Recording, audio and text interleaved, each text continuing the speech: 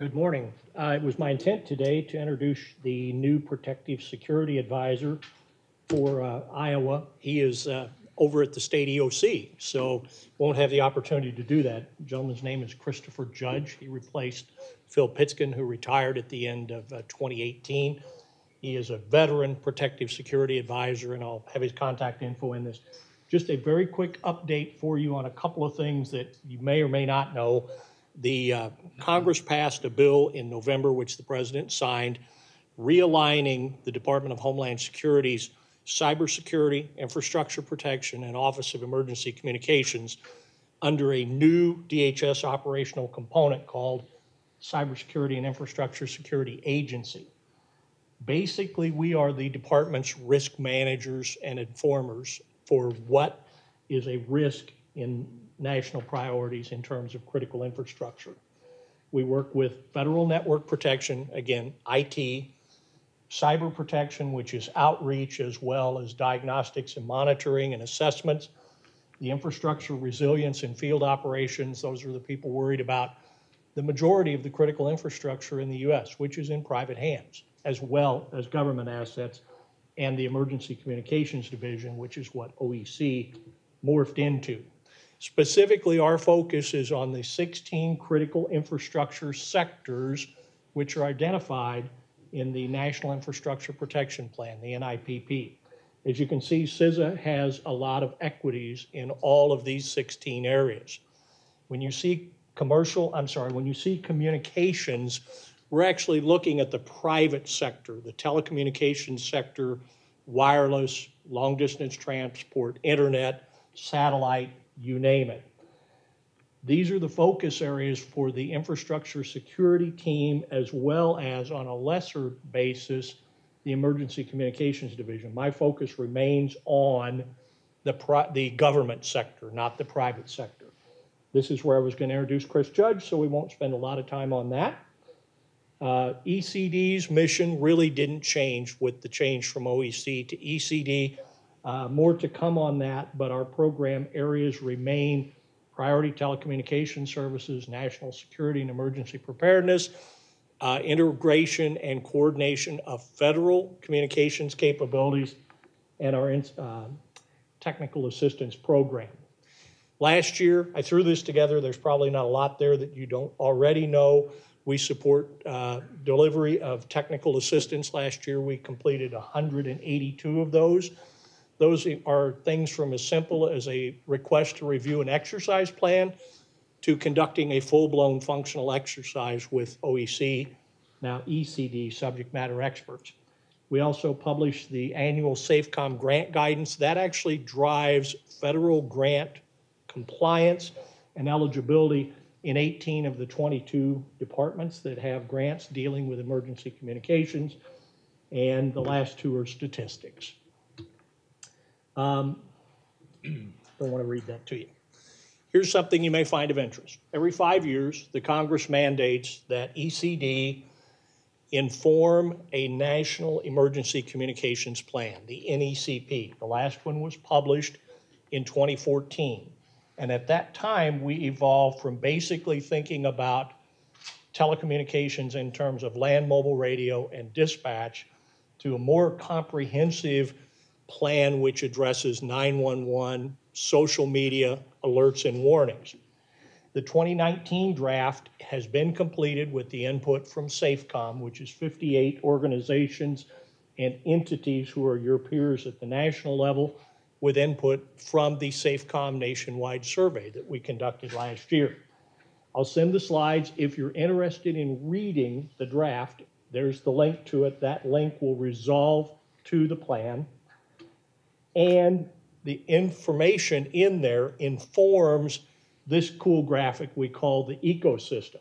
This is tuned just a little bit in the latest plan, but we still focus on the key lanes of the SAFECOM interoperability continuum, the highest level of which is governance.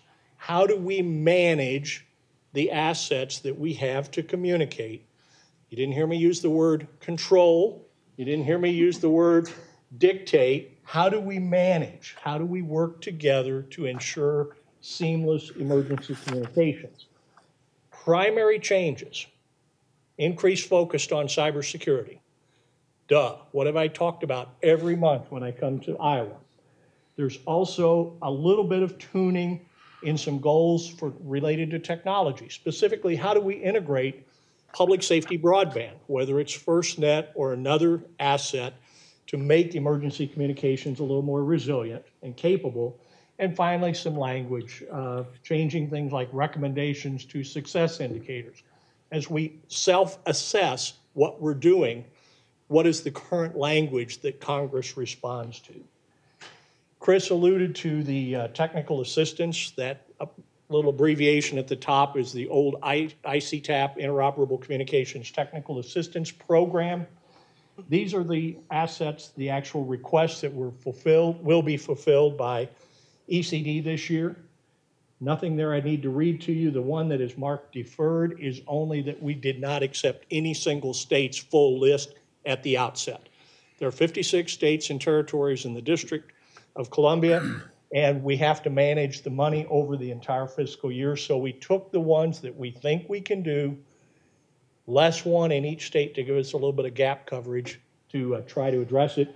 I'm very confident we'll get to the COML if there is an interest in it by the time we go through that. I won't bore you with reading you that. Last thing, I always talk about apps. Why apps? Well, apps are the way we get information refreshed in the hands of the communications unit personnel and in the hands of emergency responders. We have a cool little GETS and WPS app dialer. Neat statistic from that, we measure missed dial attempts. 40% reduction in failed calls on GETS and WPS once people start using the app. Why? It's muscle memory. I'm used to dialing, and suddenly you tell me, oh, I need to dial this 10-digit number and a 12-digit code and wait for a bong tone. It doesn't happen in real time. That's a great thing to practice when you have insomnia, but the app will do that for you, and it's free. If you notice, it's not in the Android store. That's because it was built before we had the standards for Android. You can get it, but I wouldn't waste a lot of time on it. Two other apps that you might find of interest. We built a second regional app for the greater Kansas City region that went into production last month. And we have the first approved FirstNet App Store app, which is our auxiliary communications field operations guide, which is the first accepted U.S. government app that was accepted into the App Store. Last one, I always harp on this. People hear a lot of things, a lot of which is misinformation about GETS and WPS. GETS is still a no-cost asset that your agency can use. I just was talking with a member of one of the USAR teams that was deployed to Texas last year during the hurricane response, and he said, it's amazing. The people who had no GETS capability could not call. And he said, I just kept handing them my card. Calls would go through the first time. The key is you have to plan for it. It's not something you can think of after you're at the incident and go, wow, I wish I'd done that. The other asset is wireless priority. There is the latest pricing scheme. You'll see that wireless priority is not particularly expensive.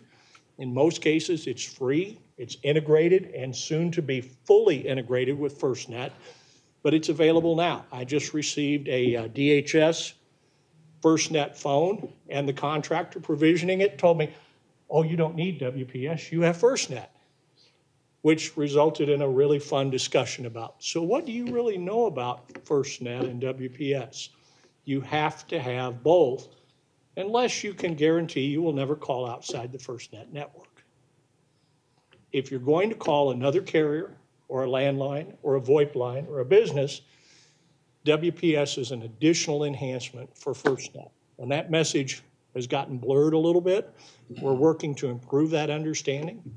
But I've actually talked to a lot of people who say, oh yeah, that's what we were told. We would never need it. There is a plan to integrate WPS features in FirstNet increment 3 of WPS. We're talking 2021, 2022 timeframe. So it's still a permissive dial feature. Christopher Judge's contact info. I'll include that in the slide just so you can reach out to them if you're interested. Also, their program area. My contact information, as the car salesman used to say, thank you, and here's my address. Stand for any questions if you have for me.